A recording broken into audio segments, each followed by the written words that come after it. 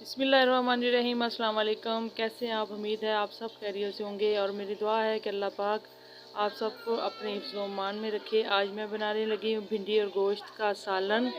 बहुत ज़बरदस्त, बहुत मज़े का सालन है। और ये है मटन, इसको मैंने बॉईल कर लिया था। तकरीबन 1.5 पाव मटन है। और अब मैंने सबसे पहले ऑयल कढ़ाई में डालकर चूल्हे के ऊपर रख दिया है गर्म होने के लिए। जैसे ही ये गर्म होगा तो हम इसके अंदर भिंडी डाल के फ्राई करते हैं। और भिंडी हमने डाल दी है और इसको हमने फ्राई करना शुरू कर दिया है। तकरीबन ये 2 से 3 मिनट में फ्राई हो जाएगी। इसको हमने ज़्यादा फ्राई नहीं करना है, बस नॉर्मल रखना है। हल्की हल्की सी ग्रीन और हल्की हल्की सी थोड़ी सी हो जाएगी डार्क, तो फिर हमने इसको निकाल लेना है। तो भिंडी जो है हमारी तकरीबन फ्राई हो गई है। अब हमने इसको निकाल लेना है। तो अब इसको इस तरह से निकाल लिया। प्लीज़ मेरी रेसिपी अगर आपको पसंद आए तो लाइक और सब्सक्राइब ज़रूर कर दिया करें। तो सारी भिंडी को मैंने निकाल ली है। और अब हम इसके अंदर डालेंगे प्याज। जो 2 प्याज थे मीडियम साइज़ के, उसको मैंने बारीक बारीक काट लिया था। तो अब वो कढ़ाई के अंदर मैंने डाल दिए हैं फ्राई होने के लिए। और इसको मैंने तकरीबन 2-3 मिनट के लिए फ्राई करना है। जब अच्छी तरह से ये मेल्ट हो जाएंगे तो फिर अब हम इसके अंदर लौंग और एक दालचीनी और एक बड़ी इलायची मैंने इसके अंदर डाली है। ये खुशबू के लिए, इसका बेहतरीन जायका आता है। और अब 2 मीडियम साइज़ के टमाटर थे जिसको मैंने बारीक चॉप कर लिया था, वो अब मैंने इसके अंदर डाल दिया है। और 3 से 4 सब्ज़ मिर्चें हैं, वो भी मैंने ऐड कर दी हैं। और अब अच्छी तरह से इसको फ्राई करना है। तकरीबन 2-3 मिनट के लिए मैं इसको फ्राई करूँगी। तो टमाटर और प्याज जो हमारे अच्छी तरह से मेल्ट हो गए हैं इसके अंदर, घी के अंदर। और 1 चम्मच है लहसुन अदरक का पेस्ट, वो भी मैंने ऐड कर दिया है। और अच्छी तरह से मैंने इसको भून लेना है।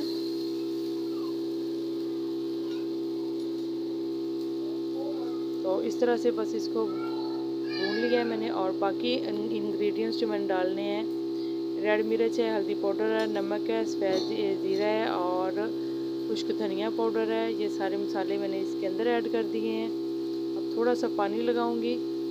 और ये जो मसाला मैंने घर में तैयार किया था, जायफल की बितरी का, ज़ीरा और सूखा धनिया और बड़ी इलायची, छोटी इलायची का, ये मैंने इसके अंदर डाला है। इसकी एक ख़ास किस्म की खुशबू आती है। इससे सालन ऐसे लगता है जैसे एक रेस्टोरेंट में पका हो। बहुत मज़े का जायका लगता है।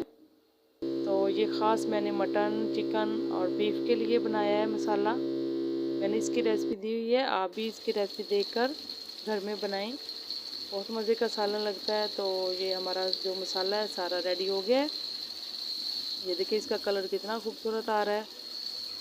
और मसाला हमारा बिल्कुल तैयार हो गया है। अब हमने जो बॉईल करके मटन रखा था वो इसके अंदर ऐड कर दिया है। तो इसको मैंने तकरीबन 4 से 5 मिनट के लिए मटन को अच्छी तरह भूनना है, ताकि इसकी जो हल्की फुल्की स्मेल होती है वो अच्छी तरह से ख़त्म हो जाए। और ये देखें जो हमारा ऑयल है वो कढ़ाई के साइड्स पे आ गया है, यानी मटन को ऑयल ने छोड़ दिया है। और जब इस तरह की कंडीशन हो तो उस वक़्त हमारा जो गोश्त है, बीफ हो, चिकन हो, मटन हो, वो फ्राई हो जाता है। तो अच्छी तरह से हमने इसको भून लिया है। बहुत खुशबू आ रही है, ज़बरदस्त लग रहा है देखने में, तो खाने में और ही मज़ेदार लगेगा। तो अब हमने जो भिंडी फ्राई की थी वो इसके अंदर ऐड कर दी है। और इसको इस तरह आराम से हमने चम्मच से हिलाना है इसके अंदर। तो तकरीबन हम 1-2 मिनट के लिए इस तरह चम्मच हिलाएंगे, इस तरह से। बहुत मज़े की रेसिपी है, ज़बरदस्त है सालन, इसका बहुत मज़े का लगता है। तो अब इस तरह से बस इसको मैंने तकरीबन 2 से 3 मिनट के लिए पकाना है।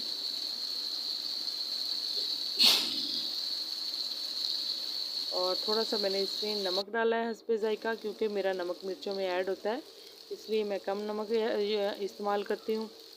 तो अब इसके अंदर मैंने डाला है गरम मसाला पाउडर। और अब मैं इसको 2 मिनट दम पे दे दूँगी और फ्लेम हम बंद कर देंगे। तो सालन हमारा बिल्कुल रेडी हो गया। इसी देखें कितनी खूबसूरत लुक आ रही है। इसी के साथ ही हमारे अब्बासी को इजाज़त है। अपना बहुत सारे ख्याल रखिएगा, दुआओं में याद